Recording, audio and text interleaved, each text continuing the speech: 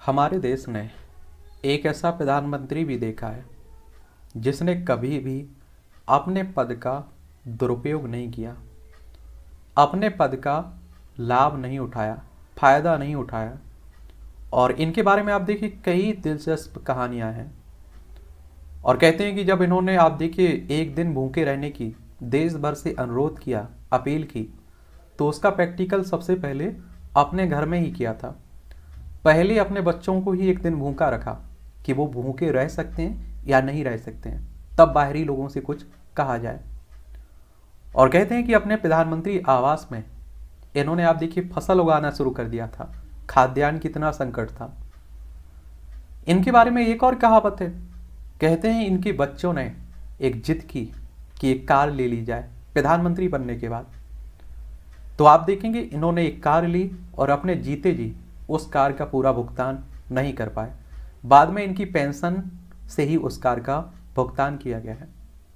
और आज आप लोग सरपंच देख लीजिए, प्रधान देख लीजिए, वो क्या करता है, वो कितना दुरुपयोग करता है।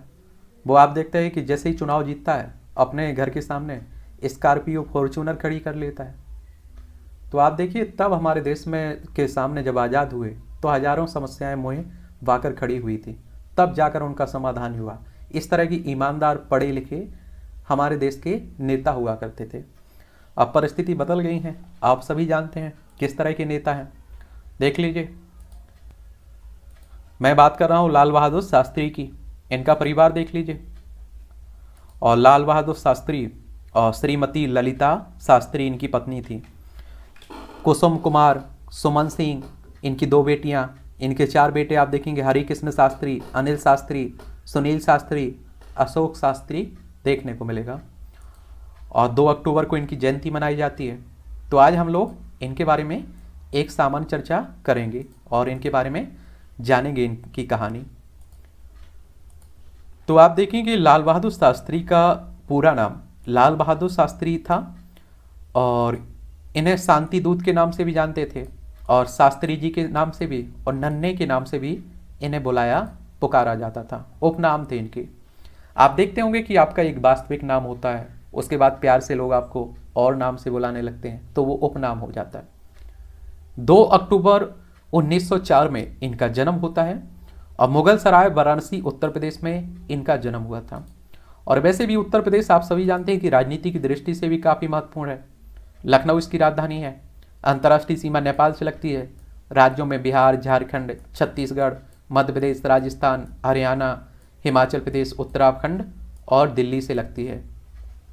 यहाँ विधानसभा में 403 सीटें हैं, विधान परिषद में 100 सीटें हैं, राज्यसभा में 31 सीटें हैं, लोकसभा में 80 सीटें आपको देखने को मिलेंगी। और प्रधानमंत्रियों की सूची उठा के देखेंगे ना, तो अधिकतर प्रधानमंत्री आपके उत्तर प्रदेश से ही निकल के आए हुए हैं। इनके पिता शारदा प्रसाद श्रीवास्तव एक स्कूल के शिक्षक थे, तो शिक्षक के बेटे थे। माता रामदुलारी देवी, पत्नी का नाम ललिता देवी। और जैसा कि बेटियों की बताई है कि बेटे इनके हरिकृष्ण शास्त्री, अनिल शास्त्री, सुनील शास्त्री, अशोक शास्त्री, बेटी कुसुम शास्त्री, सुमन शास्त्री, टोटल 6 बच्चे थे इनके। और इनकी शिक्षा की बात करें तो श्री हरीश चंद्र इंटरमीडिएट कॉलेज से इन्होंने शिक्षा ली और महात्मा गांधी काशी विद्यापीठ बनारस से इन्होंने शिक्षा प्राप्त की। कला में स्नातक किए हुए थे और एक शिक्षक थे, सामाजिक कार्यकर्ता भी थे और राजनेता थे, तो शिक्षक भी रहे हैं। और भारतीय राष्ट्रीय कांग्रेस से जुड़े हुए थे। और कांग्रेस की बात होती है तो आप सभी जानते हैं सबसे पुराना राजनीतिक दल माना जाता है।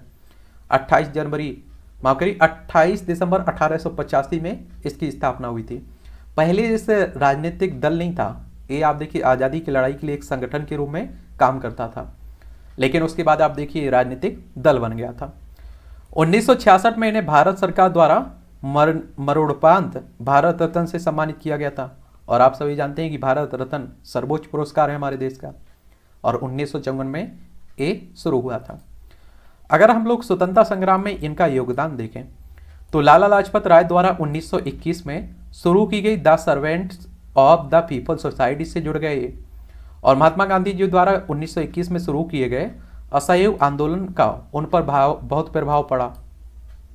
और यही वजह रही कि काशी विद्यापीठ से जुड़े ताकि राष्ट्रवादी नेताओं के संपर्क में आ सकें। और उनसे प्रेरणा ले सकें। 1930 में जब गांधी जी ने सविनय अवज्ञा आंदोलन की शुरुआत की तो शास्त्री जी भी इसमें कूद पड़े और गांधी जी के साथ चल पड़े। और आप देखेंगे उन्हें अंग्रेज सरकार ने जेल में भी डाला, वे 2.5 वर्ष तक कारावास में भी रहे। तो जो हमारी आज़ादी मिली है ना, इतना आसानी से भी नहीं मिली है। हमारे स्वतंत्रता सेनानियों ने कितने सेनानियों को जान देनी पड़ी, शहीद होना पड़ा, यातनाएं झेलनी पड़ी।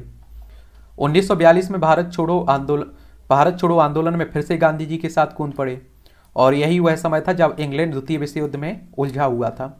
और जब अंग्रेजों ने कांग्रेसी नेताओं की धरपकड़ शुरू की तो शास्त्री जी भूमिगत हो गए, लेकिन कुछ दिनों बाद उन्हें गिरफ्तार कर लिया गया। फिर आप देखिए 1945 में उन्हें फिर से रिहा कर दिया गया।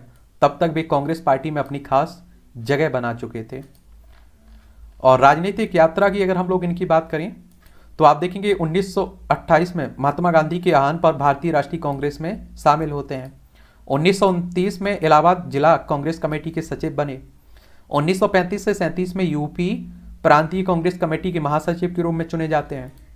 1937 में यूपी विधानसभा के सदस्य के रूप में चुने गए और यूपी संसदीय बोर्ड के आयोजन सचिव बने। 1947 में उत्तर प्रदेश विधानसभा के संसदीय सचिव बनते हैं और 15 अगस्त को तत्कालीन मुख्यमंत्री गोविंद बल्लभ पंत ने उन्हें पुलिस और परिवहन मंत्री के रूप में नियुक्त किया। कहाँ? उत्तर प्रदेश में। और 1951 में तत्कालीन प्रधानमंत्री पंडित जवाहरलाल नेहरू की अगुवाई में उन्हें अखिल भारतीय कांग्रेस कमेटी के महासचिव के रूप में नियुक्त किया गया। 1952 में उत्तर सह फूलपुर पश्चिम सीट से एक विधायक बने और 13 मई को भारत गणराज्य के पहले रेल मंत्री भी बने। ठीक है। और 1957 में पंडित जवाहरलाल नेहरू ने फिर से लाल बहादुर शास्त्री को मंत्रिमंडल में परिवहन और संचार मंत्री के रूप में नियुक्त किया और 1958 में वाणिज्य और उद्योग मंत्रालय के प्रभारी के रूप में नियुक्त किए गए।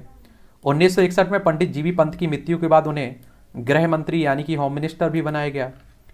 1964 में 9 जून को वह भारत के दूसरे प्रधानमंत्री बने और 1966 तक वो काम करते रहे। ठीक है। लाल बहादुर शास्त्री के कुछ प्रमुख कथन भी थे। लोगों को सच्चा लोकतंत्र और स्वराज कभी भी हिंसा और असत्य से प्राप्त नहीं हो सकता है। ये किसने कहा था? लाल बहादुर शास्त्री साहब ने। कानून का सम्मान किया जाना चाहिए ताकि हमारे लोकतंत्र की बुनियादी संरचना बरकरार रहे। यदि कोई भी व्यक्ति ऐसा रह गया जिसे किसी रूप में अछूत कहा जाता है तो भारत को अपना सर शर्म से झुकाना पड़ेगा। हमारी ताकत और स्थिरता के लिए हमारे सामने जरूरी काम है लोगों में एकता और एकजुटता स्थापित करना। जय जवान जय किसान का नारा भी इन्होंने दिया था। इनके नाम पर कई संस्थाओं के नाम भी रखे गए हैं, जिसमें आप देखेंगे Lal Bahadur Shastri national academy of administration, Mussoorie, Uttarakhand. UPSC की तैयारी करने वालों को मालूम भी होगा। शास्त्री इंडो कनाडाई संस्थान का नाम शास्त्री जी के नाम पर रखा गया है क्योंकि भारत और कनाडा के बीच विद्वानों की गतिविधियों के विकास में उनकी प्रमुख भूमिका थी। लाल बहादुर शास्त्री की 45वीं पुण्यतिथि पर 2011 में उत्तर प्रदेश सरकार ने बनारस में रामनगर में शास्त्री जी के पूर्वजों के घर का पुनर्निर्माण करने की घोषणा की थी और इसे एक जीवनी संग्रहालय में बदलने की घोषणा की थी। वाराणसी अंतर्राष्ट्रीय हवाई अड्डा भी इन्हीं के नाम पर रखा गया है, लाल बहादुर शास्त्री हवाई अड्डा। उज्बेकिस्तान के ताशकंद में उनके नाम से एक स्मारक स्थापित किया गया है जिसे भारतीय संस्कृति का केंद्र माना जाता है। उनके बाद उनके नाम पर एक सड़क का नाम भी रखा गया है वहाँ। और उत्तरी कर्नाटक में स्थित कृष्णा नदी पर बनाया गया अलमाटी बांध का नाम बदलकर लाल बहादुर शास्त्री सागर रखा गया है और जिसके नींव का पत्थर उनके द्वारा ही रखा गया था। आरबीआई द्वारा उनके जन्म दिवस की वर्षगांठ पर 5 रुपये का सिक्का भी जारी किया गया। आरबीआई यानी कि रिजर्व बैंक ऑफ इंडिया हमारी केंद्रीय बैंक है ना, जिसे आप लोग बैंकों का बैंक भी कहते हैं। 1 अप्रैल 1935 में इसकी स्थापना हुई थी। मुंबई में हेडक्वार्टर आपको देखने को मिलेगा। वर्ष 1991 से हर वर्ष अखिल भारतीय लाल बहादुर शास्त्री हॉकी टूर्नामेंट का भी आयोजन किया जाता है और शास्त्री जी की प्रतिमाएं विभिन्न शहरों में देखने को मिलेगी। मुंबई, बेंगलोर, नई दिल्ली, अलमाटी बांध स्थल, रामनगर यूपी, हिसार, नागार्जुन बांध स्थल, वारंगल, यहाँ इनकी मूर्तियाँ भी देखने को मिलेंगी। शास्त्री जी का अर्थ प्रतिमाएं विभिन्न शहरों में स्थापित की गई जैसे तिरुवनंतपुरम, पुणे, वाराणसी, अहमदाबाद, कुरुक्षेत्र, शिमला, इंदौर, जालंधर। हिमाचल प्रदेश मंडी में लाल बहादुर शास्त्री मेडिकल कॉलेज भी देखने को मिलेगा नई दिल्ली, चेन्नई, लखनऊ इत्यादि में शास्त्री भवन भी देखने को मिलेंगे यहाँ। और जब शास्त्री जी ने कहने पर पूरे देश में उपवास किया गया था। शास्त्री जी के कार्यकाल में एक समय ऐसा भी आया जब देश के सामने खाद्यान्न संकट था, अनाज संकट की समस्या खड़ी थी। तो देश के पास सिर्फ कुछ ही दिनों का अनाज बाकी था और अमेरिका भारत को अनाज देने के लिए तैयार नहीं था। जो अमेरिका आप आजकल देख रहे हैं ना, ये उस समय आप देखिए चाइना और पाकिस्तान का बड़ा खासा हुआ करता था और हमारी मित्रता थी रसिया से, रूस से। और रूस आप सभी जानते हैं कि हमारा भरोसेदार मित्र रहा है हमेशा से। लेकिन शास्त्री जी को अमेरिका से अनाज लेकर देश के आत्मसम्मान को गिरते देखना मंजूर नहीं था। उन्होंने अपने परिवार के साथ एक दिन का उपवास किया और दिन भर कुछ नहीं खाया और इसके बाद उन्हें विश्वास हो गया कि अगर एक दिन कुछ ना खाया जाए तो भी जीवित रहा जा सकता है। और उन्होंने देशवासियों से कुछ दिनों तक सप्ताह में एक दिन उपवास करने को कहा और उनकी इस अपील को पूरे देश ने स्वीकार भी किया और सभी लोग सप्ताह में एक दिन का उपवास रखने लगे और इस तरह देश का बहुत सारा अनाज बच गया और भारत को इस संकट से निकलने में मदद मिली। तो इस तरह के नेता रहे हैं, पॉलिटिशियन रहे हैं, तब जाकर आप देखिए बहुत सारी समस्याओं का समाधान हो पाया है। 1965 का जो भारत पाकिस्तान का बीच युद्ध हुआ था ना, उस समय भी यही प्रधानमंत्री थे। पाकिस्तान को लगता था कि चीन के युद्ध के बाद भारतीय सेना का मनोबल गिर गया था, क्योंकि आप देखिए 1962 में भारत और चाइना के बीच युद्ध होता है और उसमें भारत की हार होती है। तो पाकिस्तान के भी हौसले बुलंद हो गए कि चाइना हरा दिया है, अब कमज़ोर पड़ चुका है भारत। तो पाकिस्तान ने भी हमला कर दिया और उन्हें लगा कि भारतीय नेतृत्व में आत्मविश्वास की कमी है और उनमें निर्णय लेने की क्षमता नहीं है, क्योंकि उन्होंने हाल ही में अपना प्रधानमंत्री खोया था, पंडित जवाहरलाल नेहरू को खोया था। ऊपर से अनाज संकट की समस्या भी खड़ी हुई थी हमारे सामने। और इसके अलावा पाकिस्तानी सेना और सरकार को अपने अमेरिकी शस्त्रों पर यानी कि हथियारों पर बड़ा अभिमान था और इसी गलत फहमी के चलते पाकिस्तानी सेना ने 1965 में भारत पर आक्रमण कर दिया और शास्त्री जी ने तीनों सेनाओं के प्रमुखों को पाकिस्तान को सबक सिखाने का आदेश दिया। और ये शास्त्री जी का आत्मविश्वास था कि उन्होंने बिना अंतर्राष्ट्रीय दबाव की चिंता किए सेनाओं को लाहौर पर कब्जा करने का आदेश दे डाला और यहाँ तक कि अमेरिका को भारत से निवेदन करना पड़ा कि कुछ समय के लिए युद्ध विराम कर दिया जाए ताकि वे अपने नागरिकों को लाहौर से सकुशल निकाल सकें। और लड़ाई के अंत में भारत ने पाकिस्तान के 1735 यानी कि 1735 वर्ग किलोमीटर के क्षेत्र पर अधिकार कर लिया हम लोगों ने। लेकिन अंत में अमेरिका और सोवियत संघ के दबाव के कारण हमें युद्ध रोकना पड़ा और भारत पाकिस्तान को समझौते के लिए रूस में ताशकंद में निमंत्रित किया गया और यह समझौता इतिहास में ताशकंद समझौते के नाम से जाना जाता है। और जैसा कि आपको मालूम है, शास्त्री जी के जीवन से कई जुड़े हुए किस्से हैं। ये रेल मंत्री थे, एक दुर्घटना हो गई तो आप देखेंगे इन्होंने इस्तीफा दे दिया था अपना, खुद को जिम्मेदार मानते हुए। 1900 नैतिकता समझते हैं आजकल, तो आप सोचिए कि नैतिकता की उम्मीद नेताओं से करना मुझे नहीं लगता है कि संभव है। 1956 में शास्त्री जी रेल मंत्री बनाए गए, तब एक रेल दुर्घटना हुई और 156 लोगों की मौत हुई। शास्त्री जी ने नैतिक रूप से अपने आप को इसके लिए जिम्मेदार माना और रेल मंत्री से इस्तीफा दे दिया। और इसके उलट आज बड़े बड़े घोटाले के बावजूद राजनेता इस्तीफा देना तो दूर बल्कि इसकी जिम्मेदारी तक नहीं लेते हैं। तो ऐसे थे हमारे शास्त्री जी। कार खरीदने के लिए लोन, आपको बताया था ना, जब प्रधानमंत्री थे तो उन्हें कुछ लोगों ने कार खरीदने की सलाह दी, उनके बच्चों ने। तो कार की कीमत 12,000 थी और उनके पास केवल 7,000 थे और इस पर उन्होंने पंजाब नेशनल बैंक से 5,000 का लोन लिया और उनकी मृत्यु के बाद बैंक ने यह लोन माफ़ करना चाहा, लेकिन शास्त्री जी की पत्नी ने इससे इनकार कर दिया और पूरा लोन अपनी पेंशन से चुकाया। बेटे की कॉलेज में एडमिशन का मुद्दा भी काफ़ी आप देखिए इनसे जुड़ा हुआ है। अपने बेटे का कॉलेज में एडमिशन करवाते समय फॉर्म में उन्होंने स्वयं के बारे में प्रधानमंत्री के स्थान पर सरकारी कर्मचारी लिखा था ताकि उनके बेटे को किसी भी तरह का अतिरिक्त फायदा कॉलेज प्रशासन की तरफ से नहीं पहुंचाया जाए। एक बार उनके बेटे को गलत तरह से प्रमोशन दिया गया था तो उन्होंने इस प्रमोशन को निरस्त करवा दिया था। और कहते हैं कि यह कभी भी कहीं भी रुक कर आप देखिए नॉर्मल सड़क पर चलने लगते थे, लोगों से मिलने लगते थे, लोगों को भरोसा नहीं होता था। 3rd क्लास के डिब्बे में सफ़र करते थे और जब आप देखिए ज़मीन पर आप चलते हैं 3rd क्लास में डिब्बे में आप जाएंगे ट्रेन में तो आपको मालूम रहेगा कि क्या समस्याएं हैं लोगों की, लोगों को बेहतर समझ भी पाएंगे। जब वे रेल मंत्री थे तब रेल के 3rd क्लास के डिब्बे में सफ़र करते थे। एक बार जब वे यात्रा कर रहे थे तो गंतव्य स्थल पर पहुंचे तो स्वागतकर्ता महिलाएं मालाएं लेकर 1st क्लास के डिब्बे के बाहर एकत्रित हो गए, लेकिन जब शास्त्री जी 3rd क्लास से बाहर आए तो सभी उनकी सादगी देखकर दंग रह गए थे। और श्री लाल बहादुर शास्त्री जी को 1966 में भारत रत्न दिया गया था। और आज का युवा वर्ग राजनेताओं को शास्त्री जी के जीवन से प्रेरणा लेनी चाहिए। लेकिन खैर ये छोड़िए, वोट तो ले लेंगे उनके नाम पर, लेकिन आप देखेंगे और उनसे उनके विचारों की बात मत करिएगा। किसी भी नेता को देख लीजिए, इनकी मौत देखिए उसका रहस्य जुड़ा हुआ है। और ऐसा माना जाता है कि शास्त्री जी समझौते के मसौदे से खुश नहीं थे। पाकिस्तान ने उनका इलाका वापस नहीं करना चाहते थे पाकिस्तान को, लेकिन अंत में उन्हें समझौते पर हस्ताक्षर करने पड़े। और ताशकंद समझौते पाकिस्तानी शासक अयूब खान के साथ हस्ताक्षर करने के कुछ घंटों के बाद 11 जनवरी 1965 को उनकी रहस्यमयी परिस्थितियों में मौत हो गई। और उनकी मृत्यु आज तक दुनिया के लिए एक रहस्य बनी हुई है।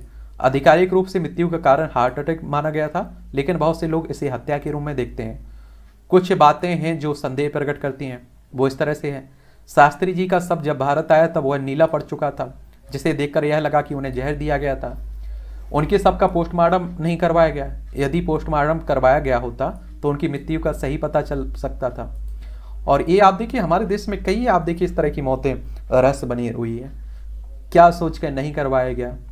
शास्त्री जी के निजी डॉक्टर और निजी सहायक का निधन अलग अलग हादसों में उनकी मृत्यु के कुछ समय के बाद हो गया। दोनों शास्त्री जी के साथ ताशकंद दौरे पर गए थे। और शास्त्री जी कुछ निजी वस्तुएं जिसमें एक थर्मस भी शामिल था, ताशकंद से वापस नहीं आया। और ऐसा माना जाता है कि शास्त्री जी ताशकंद में एक व्यक्ति से मिले थे। उन्हें अपने परिवार को फ़ोन करके बताया कि वे एक ऐसे व्यक्ति से मिले जिसके बारे में जब वे वापस आकर बताएंगे तो उन्हें हर कोई चौंक जाएगा। कुछ लोग का संदेह है कि वह व्यक्ति कोई नहीं बल्कि नेताजी सुभाष चंद्र बोस थे। और शायद इसलिए कुछ अंतर्राष्ट्रीय ताकतों को शास्त्री जी का जिंदा भारत आना स्वीकार नहीं था। और नेताजी सुभाष चंद्र बोस को देखिए आप लोग, इनकी भी मौत रहस्य बनी हुई है। तो ये जांच होना चाहिए। मुझे लगता है कि कम से कम सामने तो आना चाहिए था। और सोवियत संघ की खुफिया एजेंसी केजीबी के अधिकारी मित्रोखिन ने बहुत सी खुफिया जानकारी को चुराकर उन्हें एक किताब के रूप में 1992 को ब्रिटेन को सौंपा था। और इस किताब को मित्रोखिन आर्काइव के नाम से जाना जाता है। और इस पुस्तक में ताशकंद समझौते के समय ऐसी घटनाक्रमों का जिक्र है जो शास्त्री जी की मौत के कारणों पर संदेह प्रकट करता है। तो ये शॉर्ट बायोग्राफी है किसकी? शास्त्री जी की, लाल बहादुर शास्त्री की, हमारे देश के प्रधानमंत्री साहब की। चलिए, और किसी के बारे में जानना हो तो आप लोग उसका नाम बता सकते हैं। फिलहाल आप लोग पढ़ते रहिए, एंजॉय करते रहिए, देखते रहिए।